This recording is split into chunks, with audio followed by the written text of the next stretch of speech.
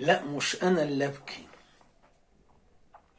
ولا انا اللي اشكي لو جار عليا هواك، ومش انا اللي اجري واقول عشان خاطري انا ليا حق معاك.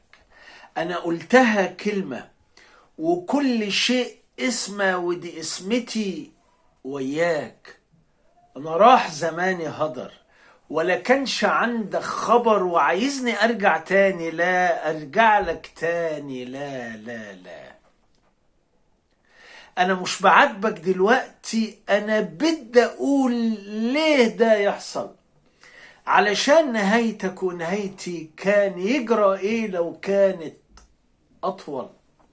غيروك، علموك تنسى وتبيع اللي كان بعته. ليه تنسى؟ ليه؟ فين حبيبي بتاع زمان؟ فين قلبك من حبي؟ ليه مسكنش جنبي؟ كان مشاركني في عمري ونسي يشارك قلبي.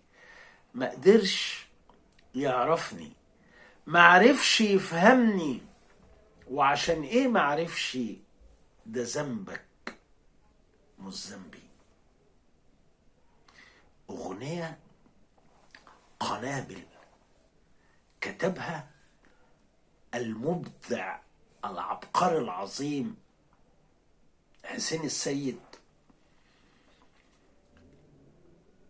والحكاية معروفة، مش حفتي يعني ولا هزود حاجة. السيدة إقبال نصار كانت مخلفة منه 5، وحصل خلاف بينهم.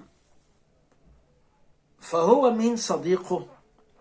دايما من حسن حظ الشاعر إن ربنا يلهمه بموسيقي عظيم.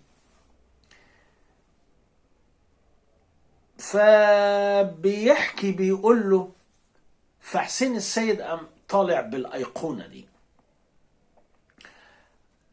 طبعا احنا مش هنتكلم بقى ايه في ملابسات اخرى، بس خلينا نتكلم في ان لما يبقى الشاعر صاحب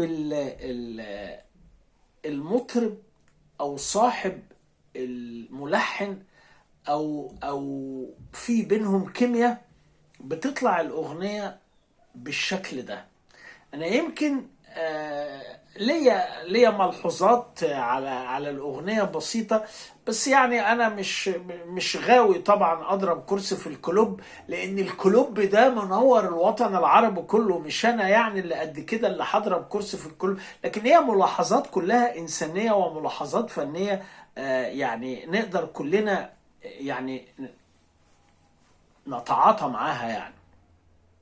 لكن اجمالا انا عايز اقول ان محمد عبد الوهاب لغز بالنسبة لي انا، لغز كبير.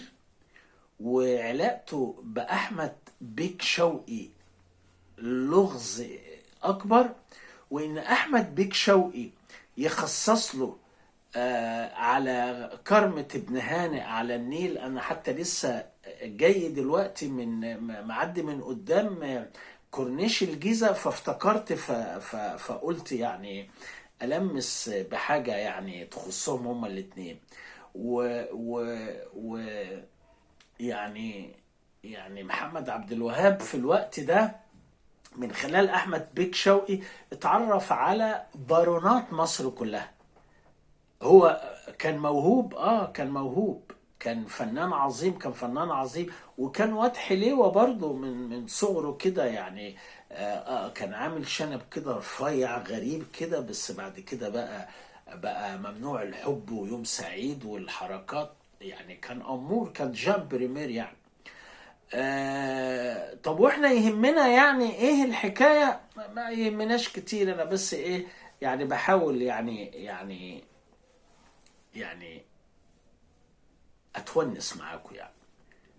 لكن الاغنية لا، مش انا اللي ابكي، اغنية داخلة على قرن، ولحد دلوقتي مزيكا طازة وكلام طازة زي بالظبط كده الرغيف السخن اللي طالع من الفرن الفلاحي وصهد الفرن طالع، وتمسك الرغيف تاكل بيه اي حاجة، تاكل بيه مش، تاكل بيه عيش، تاكل بالعيش ملح دقة، اي حاجة، لان العيش هو صميم الحياة.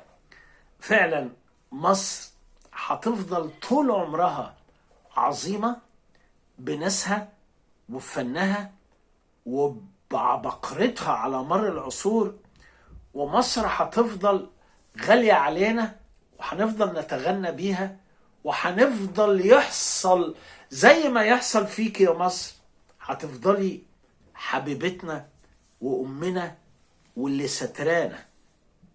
وصباح الفل، سلام يا باشا.